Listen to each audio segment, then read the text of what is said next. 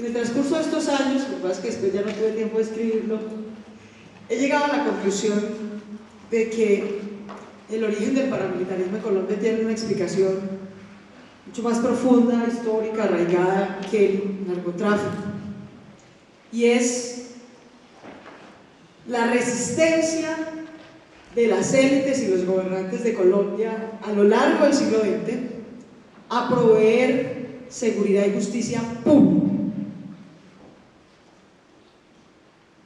El paramilitarismo ha sido en últimas y a lo largo del siglo XX en particular, desde mediados del siglo XX, pero uno le puede hacer el trazo, digamos, incluso hasta el origen, digamos, formal un poco del aparato estatal colombiano como lo conocemos hoy, que surge, en mi opinión, de la guerra de los 1000 días. Ha sido siempre, digamos, diferentes formas de expresión de seguridad y justicia privada, de seguridad y justicia de facto, ante la resistencia de las élites económicas y políticas regionales y nacionales de proveer seguridad y justicia pública. Esa es la hipótesis con la que quisiera arrancar esta cátedra. ¿Y por qué creo que eso es importante? Porque esa es, en el fondo, si me lo preguntaran hoy, la tradición que para tener paz vamos a tener que superar en Colombia. Las élites políticas y económicas colombianas han logrado construir un régimen político fortísimo que ha usado sistemáticamente la violencia estatal legítima y de facto y privada, ilegal e ilegítima, para mantenerse en el poder. Y las ha usado ambas como medios de acumulación económica, como medios de acumulación de poder político y como medios de representación electoral a lo largo de todo el siglo XX las usó. Aún en épocas, digamos, de paz en el siglo XX, como algunos periodos del post-20 nacional, que a veces me disputa entre historiadores que no pretendo resolver aquí, pero si ese fue realmente un periodo de paz o no fue un periodo de paz, en fin, yo creo que en general fue un periodo de paz cuando lo miro en términos comparativos. Aún en ese periodo, cuando uno mira la inversión del Estado colombiano en seguridad y justicia, la justicia siempre ha perdido frente a la seguridad, siempre, históricamente. La provisión de justicia, es decir, de aparatos estatales institucionalizados y públicos para que los ciudadanos resuelvan de manera no violenta sus conflictos, ha sido mínima.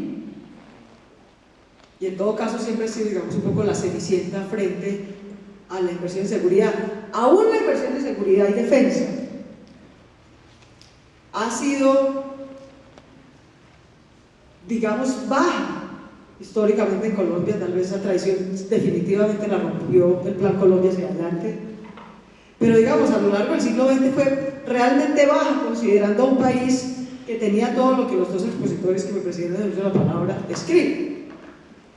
Un país con la proliferación de grupos armados, guerrilleros, que hemos visto en las dos exposiciones anteriores, a finales de los 70 y en plenos 80, la proliferación de grupos armados por parte del narcotráfico. Para ese país que tenía esos desafíos de seguridad, la inversión de seguridad y defensa del Estado colombiano era firme para afrontar esos desafíos, digamos, al propósito de que el Estado fuera el, digamos, retenedor, el constructor del monopolio de seguridad y justicia, que es, desde cualquier punto de vista, digamos, la principal característica definitoria de un Estado. Entonces yo quisiera empezar por ahí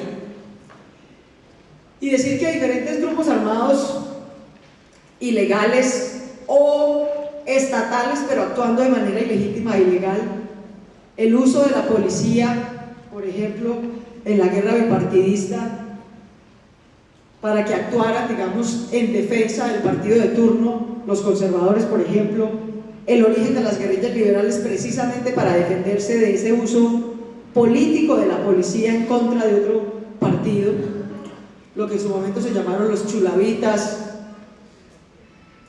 los pájaros,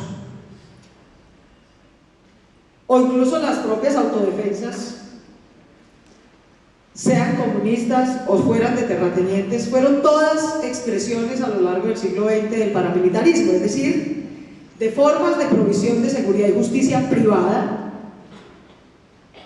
unas promovidas desde el Estado, los pájaros, el uso de la policía, por ejemplo, contra los liberales, promovidas desde el Estado, claramente, usando un recurso estatal con fines políticos contra una fuerza de oposición en su momento, como era el Partido Liberal, o surgidas desde el ámbito privado, no necesariamente promovidas por el Estado, como grupos de autodefensa, por ejemplo, para defenderse de otros actores privados, como las guerrillas, grupos de terratenientes que formaron sus propios mecanismos de seguridad y justicia privada para defenderse de esa proliferación enorme que hemos visto en las dos exposiciones anteriores de guerrillas. Pero en últimas, sea desde un origen privado no estatal, el caso de los grupos de autodefensa formados primero por terratenientes, luego por narcotraficantes, grupos ya no de autodefensa sino, digamos, ofensivos para defender un negocio.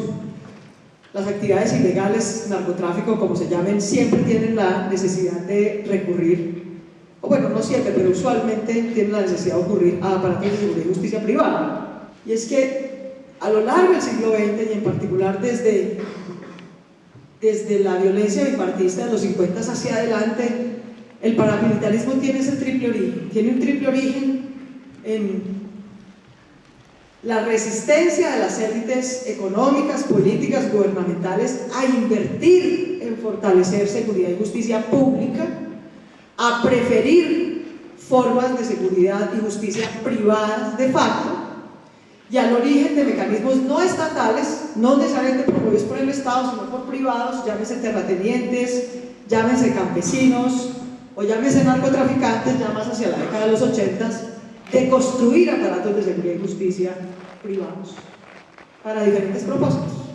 Los campesinos para defenderse de los terratenientes de los guerrilleros, los narcotraficantes para resolver sus conflictos entre sí, etc.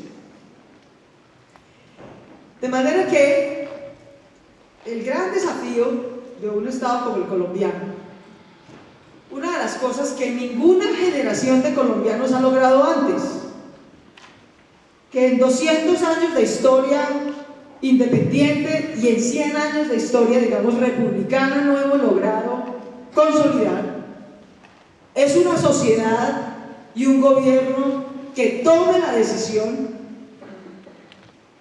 de tener el monopolio de la seguridad y la justicia exclusivamente por mecanismos públicos e institucionalizados y no por mecanismos privados y de facto.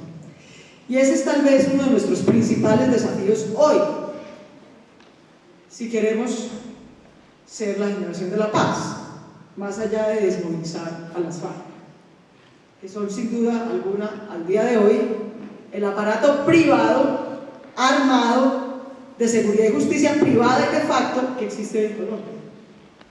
Después de la desmovilización así fuera parcial de los paramilitares, las FARC quedaron con ese honroso primer lugar. Vamos ahora, digamos, a la historia más conocida, a la menos disputada y seguramente a la más relatada.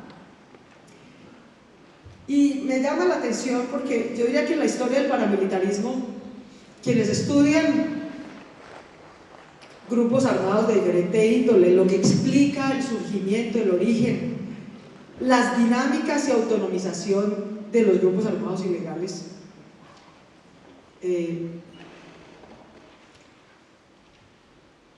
encuentran, y escuchando yo a Álvaro y a Mario, hay muchas similitudes entre el origen del paramilitarismo y el de las guerrillas. Ambas empezaron como grupos de autodefensa, por ejemplo. Ambas. Como decía ahorita, en el transcurso histórico, o como grupos de autodefensa, por ejemplo, de terratenientes o luego de narcotraficantes, pero en el caso del paramilitarismo sí hay una particularidad, digamos, y es que siempre históricamente el tercer ingrediente del paramilitarismo ha sido la promoción desde el Estado o bien del uso de la violencia de manera ilegítima por agentes del Estado, o bien la promoción desde agentes del Estado de actores privados para que cumplan funciones de seguridad y justicia que le corresponderían al Estado. Esa tradición, digamos, de promover grupos desde el Estado que provean seguridad y justicia de facto ilegítima, había tenido ciertas dinámicas políticas propias, digamos, o de los conservadores de atacar a los liberales, o de grupos de terratenientes, digamos, de proveer seguridad y justicia regional, privada, hasta que entró un gran competidor, digamos, un factor y un actor que cambió radicalmente las posibilidades que desde el Estado y desde agentes estatales se lograra tener cierto control de esas estructuras paramilitares, fueran las privadas o fueran las promovidas desde lo público, que fue el narcotráfico. Primero porque el narcotráfico cambió la escala fundamentalmente, la escala en diferentes niveles, cambió la escala de disposición de recursos económicos para crear este tipo de aparatos de seguridad y justicia privada.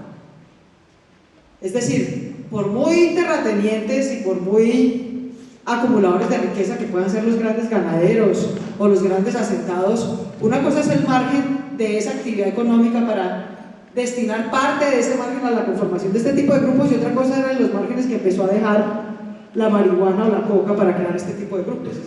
Apareció un sujeto económico que tenía márgenes de rentabilidad mucho más altos, posibilidades de acumulación de capital mucho más altos y por lo tanto posibilidades de invertir en aparatos de seguridad y justicia privada de mucha mayor escala. Segundo, eso coincidió a su vez con una gran puja política, esa que nos han contado Mario y Álvaro, una gran puja política a lo largo de los 60s, que tiene toda su efervescencia en los 80s, una gran puja política por la democratización de Colombia.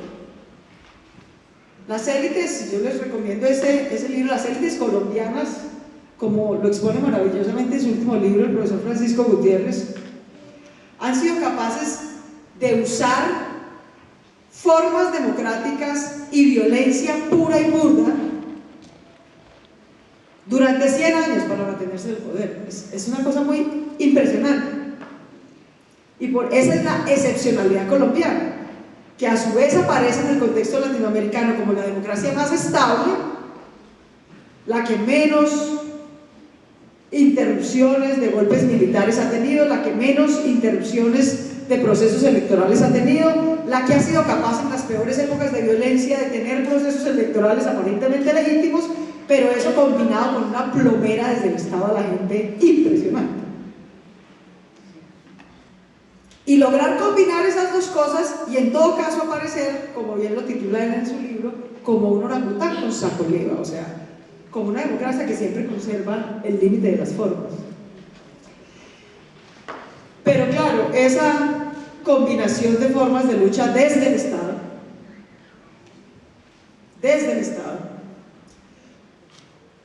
y la presión de otras formas de combinación de formas de luchas, llámense movimientos campesinos con grupos armados como en el caso de las FARC, llámense movimientos sociales y estudiantiles con núcleos armados como en el caso del ELN y el EPL, o llámense acción ilegítima desde el Estado y desde su fuerza pública y su fuerza política, o grupos de seguridad y justicia privada, digamos, paralelos al Estado pero conniventes con él, se mezclan en los 80s con una presión política enorme por democratización.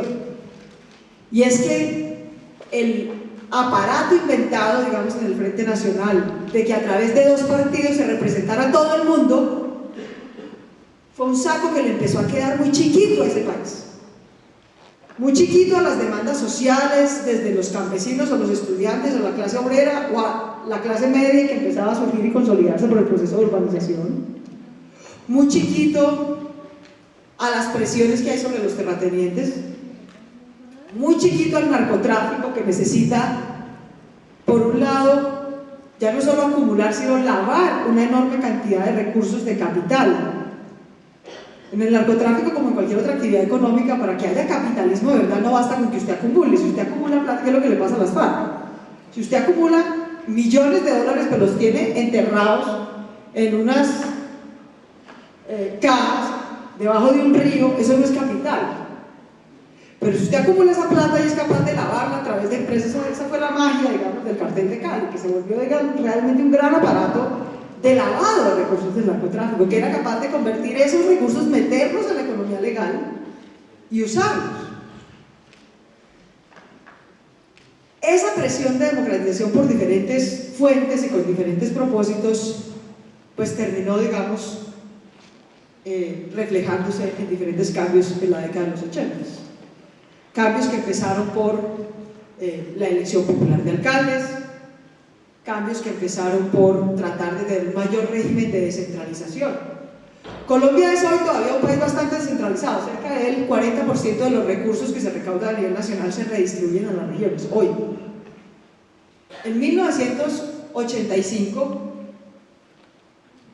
9 de cada 10 pesos que le entraban por recursos al gobierno nacional se invertían en 7 ciudades, en un país que tenía 800 municipios. De ese nivel era la centralización, de ese nivel. Con lo cual, evidentemente, en las regiones de Colombia, pues no hay Estado, y eso es lo que sigue pasando hasta el día de hoy. Colombia es un país en el que la mitad de su territorio y la tercera parte de su población se paran cada día. Aquí, mientras hablamos nosotros, hay 15 millones de colombianos dispersos en las regiones de Colombia que se paran cada día a vivir sin Estado, a vivir bajo la regulación institucionalizada, no pública, pero sí institucionalizada de facto, de diferentes grupos armados o diferentes grupos de poder. Llámese las FARC, llámese el ELN, llámese las MACRI, llámese los ñoños, o una combinación fatal de todos. Eso sigue pasando hasta hoy, en la Colombia que logró democratizarse, que tiene elección popular de alcaldes, de gobernadores, en la Colombia que recibe ya no 1 de cada 10 pesos para sus regiones y municipios, sino 4 de cada 10 pesos. Sigue pasando hoy. En los 80, por lo tanto, era una presión muchísimo mayor por esa democratización. ¿Por qué insisto en este factor? Porque cada quien pujó por la democratización por diferentes formas. Es decir, el EPN, como lo acabamos de ver, pujó por la Asamblea Nacional Constituyente con unas ideas en mente de democratización. El ELN, los grupos que se desmovilizaron para entrar al proceso constituyente, por ejemplo, o para influir en él, entraron con una idea de romper el bipartidismo, de tener garantías, digamos, para competir electoralmente, ya que dejaban las armas. Y hay que decir que con todas y sus resistencias, pero evidentemente la Constitución del 91 fue un gran proceso de democratización, sin duda. La Constitución del 91 se pudo hacer como se pudo hacer, y eso para que lo tengamos en cuenta ahora que estamos en este proceso de paz.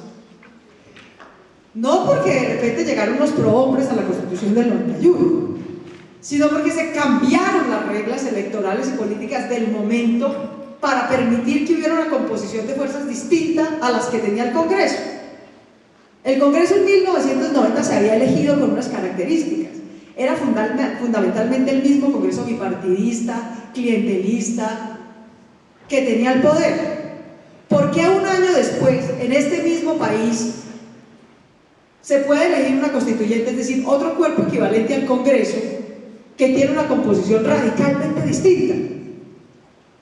En 1990 no hay la posibilidad de que el 25% de las curules del Congreso estén representadas por fuerzas alternativas o de izquierda, porque un año después en la constituyente sí. Uno, por una razón obvia, porque se desmovilizaron y eso les permitió competir.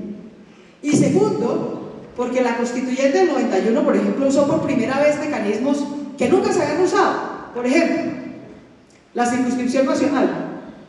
El Senado de Colombia se elegía por circunscripciones departamentales, lo cual le da una gran ventaja a las maquinarias regionales y departamentales clientelistas y bipartidistas.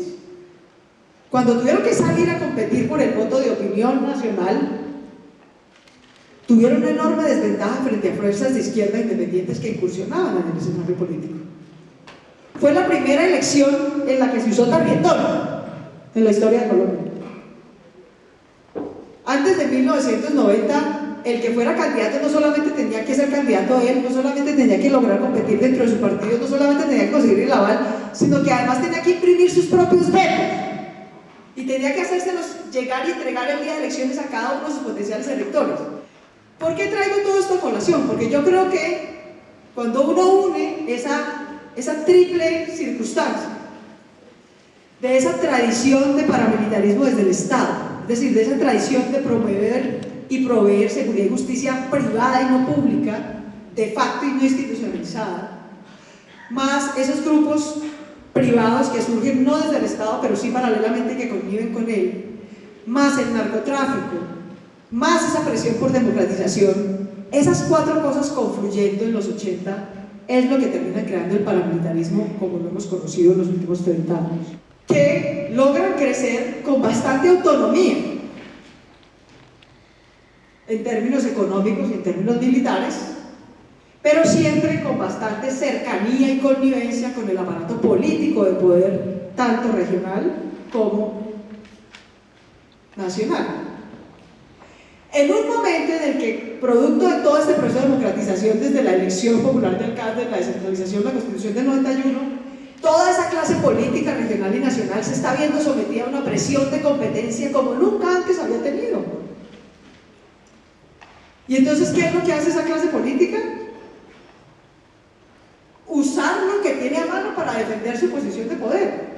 Y en ese momento tiene a mano el aparato del Estado, el clientelismo en el que todavía tiene una gran ventaja, y encuentra a su disposición estos aparatos armados del narcotráfico. Y los usa para defenderse del proceso de democratización que se está dando. Y eso es lo que explica, por ejemplo, casos conocidos, aunque no excepcionales, como el de César Pérez García, un patriarca liberal, un cacique liberal en el nordeste antioqueño, que digamos es el gran cacique en el mundo bipartidista tradicional, sin tarjetón, sin nuevos partidos, sin constituyente del 91, él es el rey.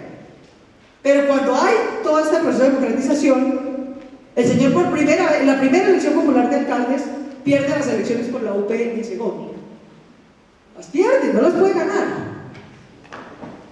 Y ese poder político regional, precisamente porque su base de poder es regional, es clientelista, es focalizada, es atada a su posición de terratenientazgo, es atada a su posición de clientelismo, de ser el único vínculo a través del cual llega la inversión nacional hacia esos territorios, ve brutalmente amenazado su poder. Es decir, si César Pérez García, que tenía en esa época la calidad de representante de la Cámara, pierde un socio en el Consejo, eso no es tan grave, pero si empieza a perder la alcaldía, que es el epicentro de su poder local, tiene el riesgo de desaparecer, porque pierde el vínculo que le permite monopolizar el vínculo clientelista desde lo nacional hasta lo local. Y la reacción que tienen los César Pérez García, que son muchos, es unir los dos aparatos de paramilitarismo que hay en ese momento disponibles: el del Estado, en el sentido de agentes del Estado que están dentro del Estado pero usan formas de violencia ilegítima y de facto, y el de los narcos, que está por fuera del Estado pero convive con él. Los usan los dos, y con los dos hace la masacre de Segovia, por ejemplo. Relato ese caso que es bien conocido por eso, porque es conocido, no porque sea excepcional.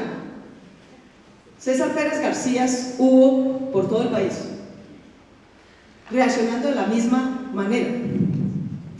Así que el paramilitarismo, como lo conocemos desde los 80s, es un paramilitarismo que logra confluir que tiene esa tríada de poder, que son los políticos regionales que ven amenazada por el proceso de democratización su posición de poder privilegiado en el escenario político regional y nacional, los aparatos de violencia y fuerza ilegítima dentro del Estado y los aparatos de poder organizado del narcotráfico por fuera del Estado. Esas tres cosas son las que confluyen a lo largo de los 80s en lo que llamamos paramilitarismo.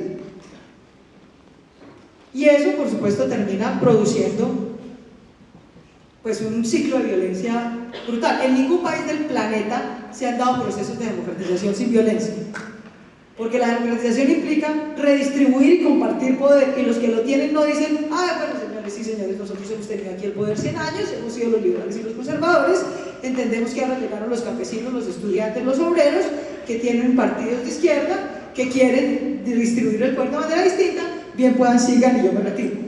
Eso no pasa en ninguna parte. Eso no pasa en ninguna parte. La redistribución del poder político y económico siempre implica procesos de tensión enormes, y en el caso colombiano, por esa tradición histórica de no tener el monopolio de la fuerza y la justicia, y no solo de no tenerlo, sino de promover desde el Estado seguridad y justicia privada, hace que hay mucha gente armada y dispuesta a usarla, y con capacidad de usarla. Y un Estado precario que no es capaz de controlar en ese momento a más de la mitad de su población y a más de la mitad de su territorio.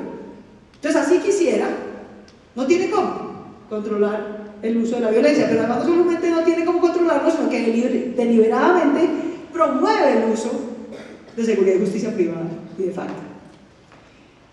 Bien, ese es un primer periodo, digamos. Ahí están los magnicidios, la desaparición total, el genocidio político más grande que ha habido en la historia de Colombia, que es el de la UP, en fin.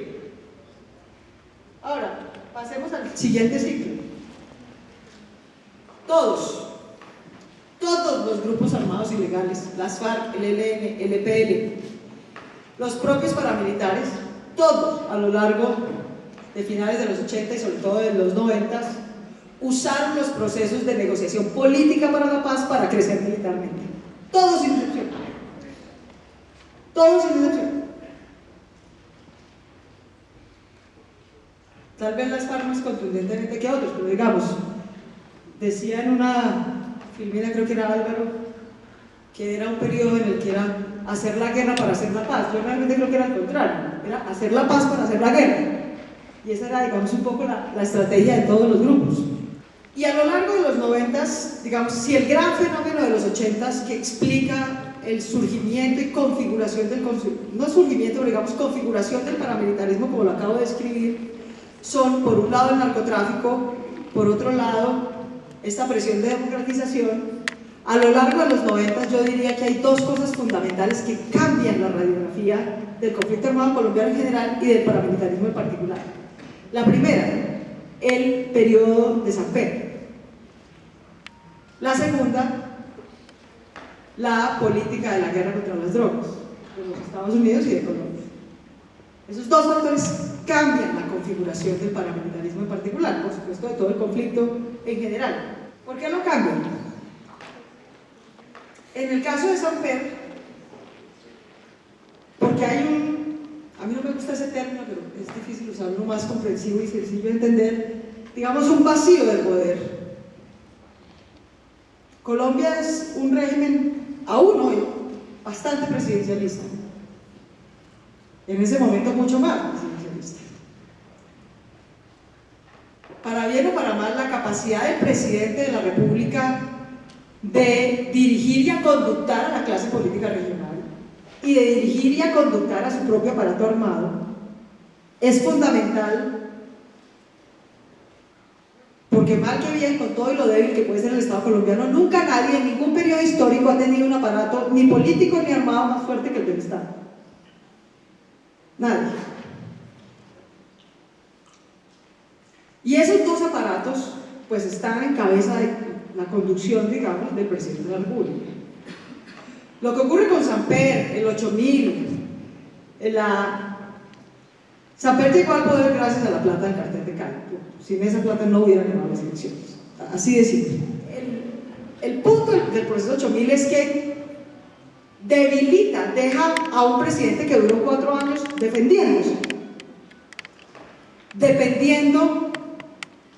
Toda la clase política siempre, los señores que se sientan conmigo en el Congreso, su sueño dorado es que el presidente dependa de ellos lo más que pueda, porque entonces ellos así suben su tarifa, piden más mermelada, piden más cupos, piden más contratos, piden más ministerios. Entre más dependiente sea el presidente de la República de apoyo de la clase política regional, más lo exprimen. Pues ¿qué tanto depende repente un presidente al que le han quitado la visa en los Estados Unidos, que tiene que defenderse todos los días, que tiene en enjuiciamiento político a varios de los miembros de su campaña? ¿Qué tanto depende del apoyo de esa clase política? Está en sus manos. Pero además esa clase política es su juez, porque eso dice la Constitución, que al presidente de la República lo investigará la Comisión de Acusaciones, trasladará esa investigación si decide acusarlo a la Cámara, y la Cámara decidirá si acusa o no al presidente para que lo juzgue el Senado. Eso dice la Constitución de Colombia. Luego, no solamente depende políticamente, sino depende para su juicio político. Ese periodo es crucial, porque en ese periodo, qué pena decirlo así un poco coloquialmente, pero todo se desmadró. Nos contaba Mario cómo se triplicaron las FARC y las acciones armadas de las FARC. Lo propio ocurrió con el ELN. Lo propio ocurrió con el paramilitarismo, con un agravante, y es que en este periodo, y eso algún día una comisión de memoria histórica lo tendrá que decir porque hay plena evidencia, quienes ejercen la comandancia de las fuerzas militares de Colombia dicen: no tenemos jefe. El señor que llama Ernesto Samper, el señor no puede ejercer de jefe nuestro, y lo desafían públicamente, y deciden optar por estrategia deliberada, intencional, organizada, que es a través del paramilitarismo, es decir, de esta combinación de uso de violencia ilegítima por parte de agentes del Estado, de grupos paramilitares por fuera financiados por el narcotráfico, plenamente acordados, digamos, y en connivencia con el Estado, que así es como van a poder derrotar a las guerrillas. A las FARC, para que ustedes tengan una idea, a las FARC le tomó algo más de 30 años de historia llegar a tener 3.500 hombres.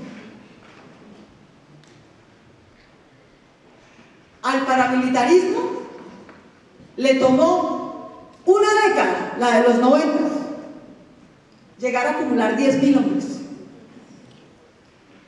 Y le tomó una década siguiente, digamos, desde finales de los 80 hasta mediados de los 90, y de mediados de los 90 al 2003, cuando inicia el proceso de negociación para desmovilizarse, llegar a triplicar ese número de hombres.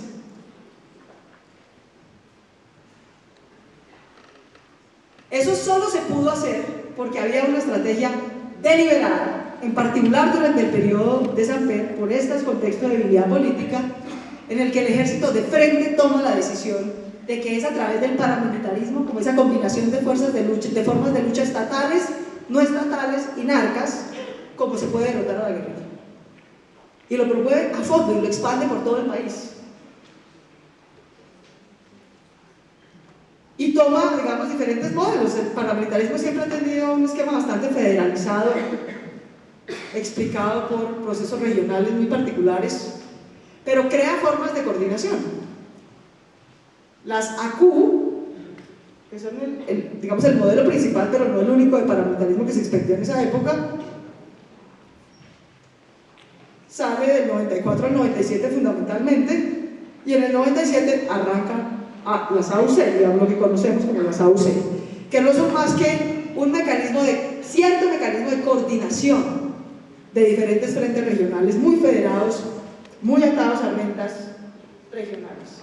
Del 98 al 2002, es decir, en el periodo siguiente a Samper, por un lado está el Caguán, etcétera. Ha pasado todo ese periodo, digamos, muy cruento de guerra entre lo que fueron los desmovilizados del EPL y los paramilitares. El paramilitarismo está en su época de esplendor, o sea, en términos de connivencia política, aparataje y encubrimiento. Y les voy a dar una idea de la magnitud del encubrimiento que tuvo el Estado colombiano y por qué su crecimiento en esa época es derivado de una política estatal. Y cuando digo estatal no quiero decir que se hayan sentado a coordinar grandes cosas ni que lo hayan aprobado en un consejo de ministros, nada de eso, es algo muy de facto, pero es muy de facto dentro de las estructuras del Estado. Cuando yo empecé la investigación de Pará, que empezó Justicia y Paz, le pregunté al señor fiscal de Justicia y Paz, perdón, al contrario, el fiscal de Justicia y Paz arranca Justicia y Paz, el señor tiene que juzgar a 35.000 paramilitares que se están desmovilizando, él La Jurisdicción de Justicia y Paz le escribe a todos los juzgados de Colombia, a todas sus fiscalías, a todas las entidades públicas del Estado. Les dice, bueno, señores, voy a tener que juzgar a estos señores que son pares. Necesito acumular toda la información que ustedes conozcan de ellos. Aquí llegaron 35.000 señores con la cédula de decir que son paramilitares y yo no sé qué procesar. Cuéntenme todo lo que sepamos de esos 35.000 señores. ¿Saben de cuántas personas tenía antecedentes judiciales el Estado colombiano desde la punta de la Guajira hasta el Amazonas? De 360. De 360. De 35.000. O sea, en el 2003 más antecedentes judiciales tenía yo. De 34.000 paramilitares. Nos enteramos que eran paramilitares porque los señores buenamente vinieron a decirlo, si no, el Estado nunca hubiera tenido con qué procesarlos. Eran ciudadanos ilustres. De ese nivel es la connivencia, pues el reflejo de la magnitud de la connivencia. Segundo, esa historia pues ustedes se la conocen bien, no lo voy a repetir acá, pero es un periodo en el que desde el nivel local hasta el nacional hay una gran, digamos, combinación de formas, llamémoslo innovadoras, de o mantener o crecer el poder político y electoral. Muy diferentes formas, desde eliminar al competidor así a secas, matar a los competidores, hasta desplazarlos, hasta impedirles competir, hasta fraude en la registraduría, hasta lo que hizo el bloque, digamos, norte, de pasar en el Magdalena en las elecciones locales del 2000 y decirles, señores, ni siquiera se toman la molestia de salir a votar. Yo voy a pasar el día anterior, voy a recoger las cédulas, yo llego a los registros y ustedes tranquilos que yo he pasado mañana después de las elecciones en las que vuelvo. Toda una forma, digamos, de combinación de formas de lucha para competir por lo electoral. Una proliferación de partidos, porque estamos en eso queríamos, ¿no? Queríamos democratizar el régimen bipartidista. Por lo menos la tercera parte de los partidos surgidos a lo largo de los 90, proceso de la democratización, de la descentralización, la constitución del 91, etc., fueron partidos políticos que se empezaron a autonomizar del Partido Liberal, fundamentalmente. También del Partido Conservador, pero sobre todo del Partido Liberal. Son facciones liberales que se empiezan a autonomizar, que tienen muy fuertes vínculos con sectores paramilitares y de narcotraficantes y que empiezan a tener una representación política propia. El culmen de todo eso, el punto culmen del paramilitarismo y la parapolítica fueron las elecciones del 2002. Hace poco que estábamos en un debate en el Congreso promovido por el Centro Democrático, demostrando, según ellos, cómo la elección del presidente Santos ahorita había sido fruto de la farsa política. Pasaron dos cosas muy curiosas. Uno, que usaron mi metodología. Muchas gracias, les agradezco mucho. Ustedes que duraron 10 años casi me matan, me tocó irme al exilio. Porque ustedes decían que esa metodología para probar la parapolítica era terrorismo. Pues me agradaba mucho que ahora la usen, que reconozcan que es legítimo y que sí indica algo. Con esa misma metodología con la que el Centro Democrático estima que las FARC le puso al presidente Santos 400.000 votos en las últimas elecciones, con esa misma metodología estimamos en el 2005 que las diferentes formas de paramilitarismo le habían puesto a Álvaro Uribe 2.300.000 votos en la campaña del 2002. Hasta 2 millones de votos en la campaña del 2002. Ninguna otra elección desde el 2002 ha tenido más nivel de atipicidad, de interferencia. Siempre hay interferencia. Nadie que tenga poder, chequera y armas no quiere tener poder político, eso es ridículo. Obvio que lo quiere tener, y hay diferentes formas para tenerlo. La principal forma de la parapolítica ha sido matar gente, y amedrentar gente, y amenazar gente y secuestrar gente. Mientras el paramilitarismo estaba eligiendo el 35% del Congreso del 2002, las FARC tenían secuestrados a más de 10 congresistas. Obvio que ambas formas influyen en la política, pero son dos formas distintas de actuar. Se me acabó el tiempo, entonces voy a terminar con esto. Lo que mal empieza, mal termina. La interferencia armada del paramilitarismo tuvo su punto culmen en el 2002. Ninguna elección desde entonces ha tenido más influencia. La parapolítica en el 2002 llegó a tener el 40% del Congreso, el 40% de las gobernaciones, el 30% de las alcaldías, y a ser parte mayoritaria de la coalición de gobierno del presidente. El bloque norte tuvo como su representante dentro del gobierno al director del DAS, como su representante.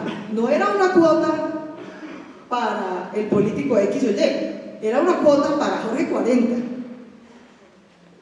por haber logrado que el presidente Uribe ganara en el único departamento de la costa atlántica en el que ganó, en la costa Caribe, en el Magdalena.